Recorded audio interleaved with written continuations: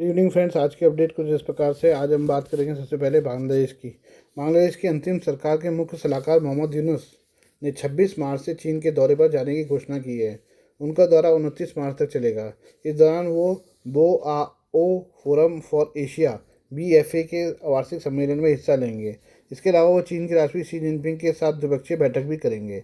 ढाका में एक डिप्लोमेटिक सूत्र ने बांग्लादेश के द डेली स्टार अखबार को बताया है कि हम मुख्य सलाहकार की यात्रा की तैयारी कर रहे हैं और द्विपक्षीय समझौतों पर हस्ताक्षर करने के लिए सहयोग वाले क्षेत्रों की खोज कर रहे हैं। BFA सम्मेलन बोआओ फोरम, जिसे अक्सर एशियाई दावोस के रूप में माना जाता है, उसका आयोजन चीन के दक्षिणी हेनान प्रांत में स्थित बोआओ में होता है। प्रोफेसर यूनुस को BFA महासचिव झांग झून से चीन आने और कार्यक्रम में शामिल होने का निमंत्रण मिला है और वे 26 मार्च की शाम को चीनी अधिकारियों की तरफ से आयोजित एक स्पेशल फ्लाइट से हेनान के लिए उड़ान भरेंगे।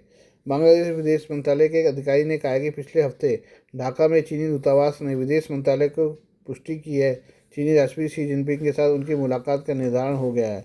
इसके बाद मुख्य सलाहकार ने अपनी भागीदारी की पुष्टि की है। इस बीच नई दिल्ली चीन और पाकिस्तान के साथ ढाका के बढ़ते जुड़ाव पर बारीकी से नज़र रख रहा है। अगर 2024 में प्रधानमंत्री शेख हसीना की सरकार के पतन के बाद बांग्लादेश और भारत के संबंध खराब होते जा रहे हैं। शेख हसीना के कार्यकाल के दौरान चीन को बांग्लादेश में अपने प्रभाव का विस्तार करने में ज़्यादा सफलता नहीं मिल पाई थी। शेख हसीना ने चीन को लेकर भारत की सुरक्षा चिंताओं पर ध्यान में रखा था। मोहम्मद यूनुस के नेतृत्व में अंतरिम प्रशासन पिछले साल अगस्त में बांग्लादेश में सरकार की स्थापना की थी, जिसके तमाम फैसले भारत के खिलाफ रहे हैं। चीन लगातार बांग्लादेश के साथ मजबूत व्यापारिक संबंध को और आगे ले जाने की कोशिश कर रहा है। हालांकि शेख हसीना के कार्यकाल के दौरान भी बांग्लादेश और चीन के संबंध मजबूत ही हुए। साल 2016 में राष्ट्रपति शी जिनपिंग ने ढाका की यात्रा की थी। इस दौरान बांग्लादेश ने चीन के बेल्ट एंड रोड इनिशिएटिव में शामिल होने की घोषणा की थी। इस डेवलपमेंट ने ढाका के सबसे बड़े व्यापारिक साझेदार और इन्वेस्टर के रूप में बीजिंग की स्थिति को काफ़ी मजबूत किया। चीन ने लगातार बांग्लादेश में रणनीतिक और आर्थिक हित फैलाए हैं। दोनों देशों के बीच कई डिफेंस प्रोजेक्ट पर भी दस्तखत किए गए। हालांकि शेख हसीना की सरकार ने BRI प्रोजेक्ट को आगे नहीं बढ़ाया। लिहाजा माना जा रहा है कि मोहम्मद यूनुस के चीन दौरे के समय दोनों देशों के बीच BRI को लेकर नए समझौते हो सकते हैं, जो भारत के लिए सुरक्षा चिंताएं पैदा करेंगे। इसके अलावा तीस्ता नदी प्रोजेक्ट में भी बांग्लादेश चीन को शामिल करने की घोषणा कर सकता है। वहीं बांग्लादेश के मरीजों के लिए चीन मैत्री अस्पताल बनाने की घोषणा कर सकता है। आइए हम बात करें अमेरिका की। अमेरिका ने भारत को एक नया आदेश भेजा है। डोनाल्ड ट्रंप का प्रशासन भारत को लगातार घेरने की कोशिश कर रहा है। अब उसने भारत से रूस से हथियार खरीदना बंद करने का आह्वान किया है। इसके अलावा अमेरिका ने टैरिफ के मुद्दे के अलावा ब्रिक्स में भारत की भूमिका को नई दिल्ली वाशिंगटन संबंधों के लिए संभावित अड़चन करार दिया है। यानी डोनाल्ड ट्रंप का प्रशासन, जिसे माना जा रहा था कि वो भारत के साथ सहयोग बढ़ाएगा, वो लगातार दिल्ली को परेशान करने की कोशिश कर रहा है। माना जा रहा है कि इससे भारत और अमेरिका के बीच संबंधों में तनाव आ सकता है। अमेरिकी वाणिज्य सचिव हार्वर्ड लुटनिक ने शुक्रवार को इंडिया टुडे कॉन्क्लेव में कहा कि भारत ने ऐतिहासिक रूप से रूस से अपनी सैन्य शक्ति का एक बड़ा हिस्सा खरीदा है। उन्होंने कहा कि हमें लगता है कि यह ऐसी चीज़ है जिसे ख़त्म करने की ज़रूरत है। भारत ब्रिक्स में है, जो वैश्विक आर्थिक मुद्रा के रूप में डॉलर की जगह लेने के लिए एक मुद्रा बनाने की कोशिश कर रहा है। इस तरह की चीज़ें वो प्यार और स्नेह पैदा नहीं करती जो हम वास्तव में भारत के प्रति गहराई से महसूस करते हैं। हम चाहते हैं कि ये चीज़ें ख़त्म हो जाएं। डोनाल्ड ट्रंप प्रशासन पहले ही भारत को F-35 लड़ाकू विमानों का ऑफर दे चुका है, जबकि रूस लगातार अपने 5th generation fighter jet Su-57 को लेकर एक बार भारत के सामने नए प्रस्ताव लेकर आ रहा है। लिहाजा अमेरिका को आशंका है कि भारत रूसी फाइटर जेट के साथ जा सकता है। भारत ने पिछली बार जब S-400 एयर डिफेंस सिस्टम के लिए रूस के साथ करोड़ों डॉलर का सौदा किया था, उस वक्त भी डोनाल्ड ट्रंप का प्रशासन ही था। भारत ने ट्रंप प्रशासन की धमकियों को नज़रअंदाज कर दिया था। ऐसे में ट्रंप जानते हैं कि भारत अगर ठान ले तो रूसी हथियारों को लेकर कोई समझौता नहीं करेगा। इसके अलावा लुटनिक ने अमेरिकी प्रोडक्ट्स पर भारत में लगने वाले टैरिफ के मुद्दे को फिर से उठाया और दोनों देशों के बीच निष्पक्ष व्यापार का आह्वान किया। डोनाल्ड ट्रंप का प्रशासन चाहता है कि भारत के साथ अमेरिका का व्यापार घाटा कम हो। इसके लिए वो भारत पर अमेरिकी हथियारों की खरीदारी का दबाव बढ़ा रहा है। ट्रंप लगातार इंटरनेशनल एक्सचेंज मीडियम के रूप में अमेरिकी डॉलर के विकल्प पर विचार करने के लिए ब्रिक्स के सदस्य देशों की आलोचना की है। ट्रंप ने इस साल जनवरी में भी प्रधानमंत्री मोदी के साथ टेलीफोन पर हुई बातचीत के दौरान इस मुद्दे को उठाया था। इसके अलावा जब पिछले महीने प्रधानमंत्री मोदी ने अमेरिका की यात्रा की थी, उस दौरान ट्रंप ने F-35 लड़ाकू विमान खरीदने के लिए भारत पर दबाव बनाने की कोशिश की थी। उन्हें यहाँ तक घोषणा कर दी थी कि वाशिंगटन नई दिल्ली को F-35 लड़ाकू विमानों की संभावित बिक्री पर विचार करने के लिए तैयार है। इसके अलावा भारत ने मोदी की अमेरिकी यात्रा के दौरान 6 अतिरिक्त P-8I समुद्री निगरानी विमान खरीदने के साथ साथ कई जॉइंट प्रोग्राम्स की भी घोषणा की, जिसमें पानी के भीतर निगरानी उपकरणों का संयुक्त उत्पादन अब विचाराधीन प्रमुख परियोजनाओं में से एक है। अमेरिका को डर है कि अगर ब्रिक्स देशों के बीच किसी नई करेंसी पर सहमति बन जाती है और दुनिया के कारोबार के एक बड़े हिस्से से डॉलर बाहर हो सकता है। ये न सिर्फ अमेरिका के प्रभुत्व के लिए खतरा होगा, बल्कि डॉलर से होने वाले कारोबार पर अमेरिका को जो फायदा होता है उसका भी मिलना बंद हो जाएगा। वहीं भारत के विदेश मंत्री एस जयशंकर ने बुधवार को अमेरिकी डॉलर को लेकर कहा कि ब्रिक्स के अंदर फिलहाल ऐसी कोई योजना नहीं है। आपको बता दें कि ब्रिक्स में भारत के अलावा रूस, चीन, ब्राज़ील, दक्षिण अफ्रीका, इथियोपिया, संयुक्त अरब अमीरात, मिस्र, ईरान और इंडोनेशिया शामिल हैं। ये सभी विकासशील देश हैं और दुनिया में होने वाले कारोबार के एक बड़े हिस्से का प्रतिनिधित्व करते हैं। भारत के साथ होने वाले व्यापार घाटे को लेकर डोनाल्ड ट्रंप काफ़ी सख्ती दिखा चुके हैं। साल 2023-24 में भारत ने अमेरिका को लगभग 77 बिलियन डॉलर का सामान निर्यात किया था, जबकि सिर्फ 42.1 बिलियन डॉलर का सामान खरीदा था। ऐसे में डोनाल्ड ट्रंप के लिए व्यापार घाटा सबसे बड़े मुद्दों में से एक है। डोनाल्ड ट्रंप कनाडा, चीन और मैक्सिको जैसे देशों के खिलाफ टैरिफ की घोषणा कर चुके हैं। वहीं इसी साल 2 अप्रैल से भारत के खिलाफ भी अमेरिका का पारस्परिक टैरिफ शुरू हो जाएगा।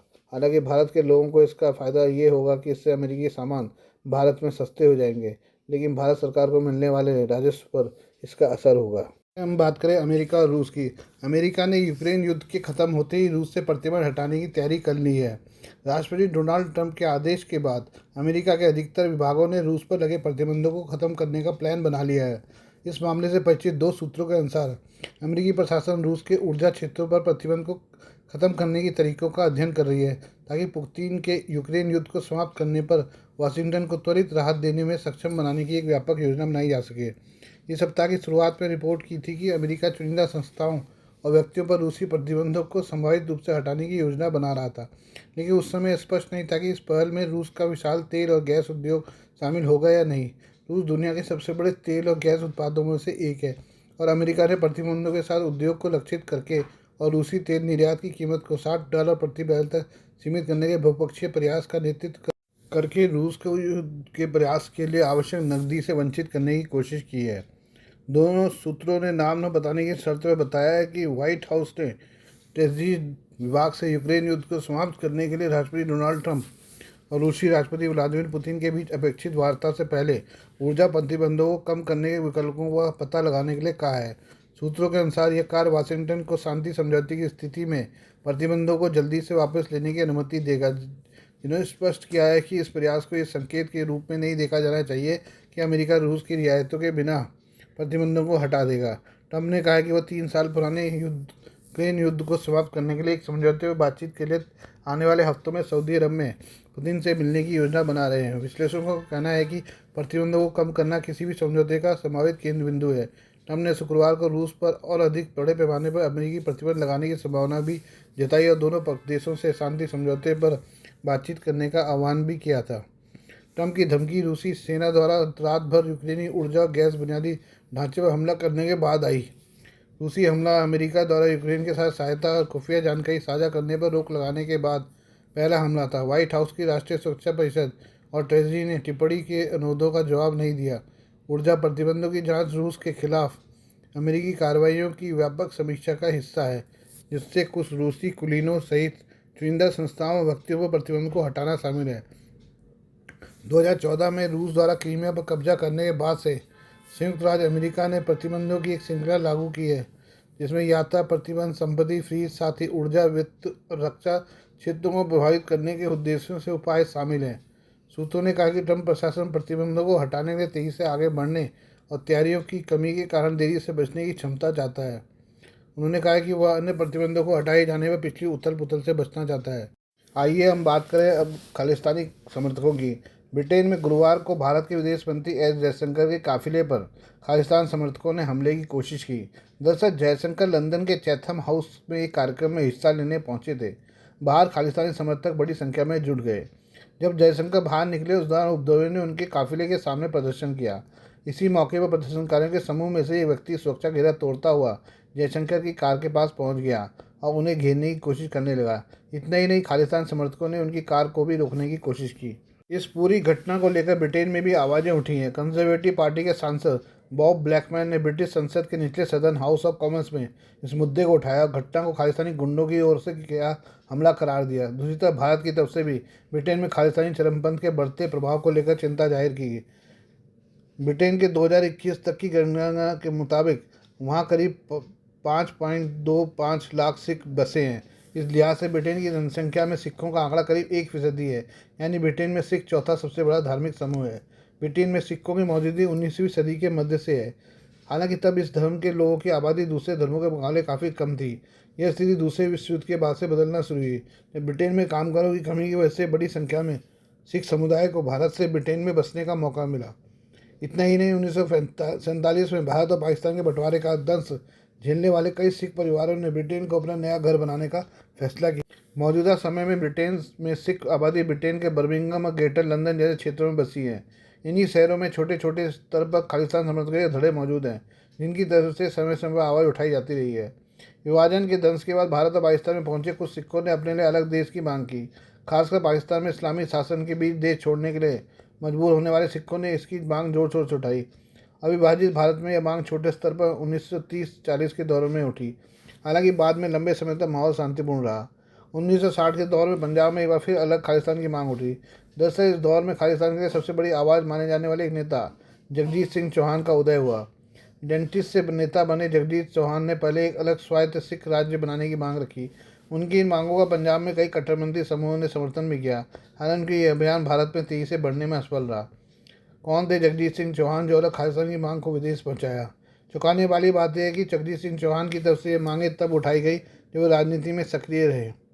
पाकिस्तान से संपर्क में आए जगजीत और बदल गया शांतिपूर्ण मांग का रुख। बताया जाता है कि विदेश जाने के बाद जगजीत सिंह चौहान ने प्रवासी सिखों को अपने अलग देश खालिस्तान का विचार दिया। वहीं यह मौका था जब पाकिस्तान को जगजीत के एजेंडे का पता चला। भारत में अशांति फैलाने के लिए पाकिस्तान ने जगजीत सिंह से संपर्क साधा।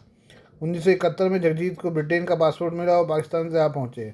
यहाँ उन्हें पाकिस्तान के तत्कालीन सैन्य तानाशाह और राष्ट्रपति याह्या खान से मुलाकात की। बताया जाता है कि याह्या खान ने जगजीत सिंह से वादा किया था कि वो भारत से अलग एक स्वतंत्र खालिस्तान के निर्माण में उनकी मदद करेंगे। यह पूरा घटनाक्रम उस दौरान हुआ जब पूर्वी पाकिस्तान को लेकर भारत और पश्चिमी पाकिस्तान में जंग के आसार तेज थे। मौजूदा समय के बांग्लादेश में तब राजनीति आज़ादी की लड़ाई जोर शोर से जारी थी। हालांकि पाकिस्तान इस मुद्दे को बढ़ावा देकर भारत की भू राजनीति में बड़ी हलचल को बढ़ावा देना चाहता था। गौरतलब है कि 1960-70 का दशक वह समय था जब पाकिस्तान और अमेरिका काफ़ी करीब रहे थे। इसकी वजह थी मध्य एशिया में पाकिस्तान की वो भौगोलिक मौजूदगी, जो उसे पश्चिम और चीन के एक पुल बनाती थी। पाकिस्तान ने अपनी स्थिति का फ़ायदा जगजीत सिंह चौहान को भी पहुंचाया और पर्दे के पीछे से अमेरिका में भी उसके अभियान के लिए समर्थन जुटाया। जगजीत सिंह इसके बाद लंदन वापस लौटे। यहाँ उन्होंने प्रेस कॉन्फ्रेंस की, जिसमें भारत में रह रहे सिखों को भड़काने की कोशिश की गई। इसके बाद जगजीत न्यूयॉर्क पहुंचे और न्यूयॉर्क टाइम्स अखबार में खालिस्तानी शासन की स्थापना का एक पूरे पन्ने का ओपिनियन एडवर्टीजमेंट दे डाला। माना जाता है कि इसके लिए उन्हें अमेरिकी सरकार का भी समर्थन हासिल था। अगले कुछ दशकों में जगजीत सिंह चौहान अलग खालिस्तान के लिए भारत और ब्रिटेन के में समर्थन जुटाने की कोशिश करते रहे। उन्होंने अपने अभियान के लिए फंडिंग जुटाना भी जारी रखा। 1980 में जगजीत ने खालिस्तान परिषद की शुरुआत की, जिसने 1984 से लेकर 90 के मध्य तक लंदन में खालिस्तान हाउस से निर्वासित सरकार चलाना जारी रखा। 1984 के ऑपरेशन ब्लू स्टार और भिंडरवाले की मौत बना हथियार। 1980 की शुरुआत तक खालिस्तान के लिए आवाज़ उठाने वालों में जगजीत सिंह चौहान प्रमुख आवाज़ था। हालांकि 1984 में जब भारत में ऑपरेशन ब्लू स्टार के तहत आतंकी जर्नैल सिंह भिंडरवाले को मार गिराया गया, सेना के इस अभियान में स्वर्ण मंदिर को नुकसान पहुंचा, तो दुनिया भर में रहने वाले सिख समुदाय में रोष बढ़ गया। सिख समुदाय इस आक्रोश को जगजीत सिंह ने फ़ायदा उठाया और कट्टरपंथी सिखों को एकजुट करने की कोशिश की। इसका नतीजा ये हुआ कि ब्रिटेन में भारत के खिलाफ प्रदर्शन शुरू हो गए। एक व्यक्ति ने भारतीय उच्चायोग में घुसकर तबाही मचाई, इसमें आग लगाने की कोशिश की। विदेश और खासकर ब्रिटेन में रहने वाले सिखों का गुस्सा कितना ज़्यादा था, इसका अंदाजा इसी बात से लगाया जा सकता है कि अगले कुछ वर्षों तक सिख प्रवासियों के एक धड़े ने पंजाब में चल रहे खालिस्तानी आंदोलन को समर्थन दे दिया। इसके चलते भारत में कई खालिस्तानी चरमपंथी संगठन भी खड़े हुए। चरमपंथी वर्ग ने साथ ही साथ खालिस्तान के नाम पर अपराध कर भागने वालों को भी पनाह देना शुरू कर दिया, लड़ाई के लिए धन जुटाना जारी रखा। यही वह समय था जब ब्रिटेन, कनाडा और अमेरिका जैसे देशों में बड़ी संख्या में आपराधिक प्रवृत्ति के लोगों का पहुंचना शुरू हुआ। 1990 का दौर भारत और खासकर पंजाब के लिए काफ़ी संवेदनशील रहा। हालांकि केपीएस गिल के नेतृत्व में पंजाब में शांति स्थापित करने में सफलता हासिल की गई। इसके बावजूद कुछ छोटे इलाकों में खालिस्तानी समर्थकों की आवाज़ें उठती रही हैं। वहीं भारत ने घर की स्थिति ठीक करने के बाद विदेश में खालिस्तानी समर्थकों से जुड़े अभियानों में नियंत्रण की कोशिश शुरू की है।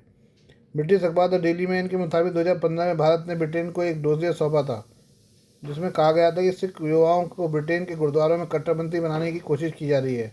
इसमें कहा गया कि विचारधारा बदलने के साथ युवाओं को साधारण केमिकल से विस्फोट बनाने की ट्रेनिंग भी दी जाती है।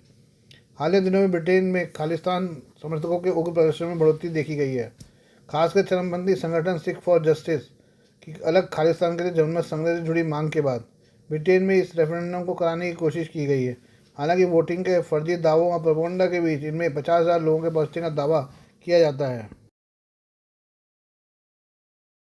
Please do like, share, and subscribe this channel of mine, news, views, and analysis by Prakash.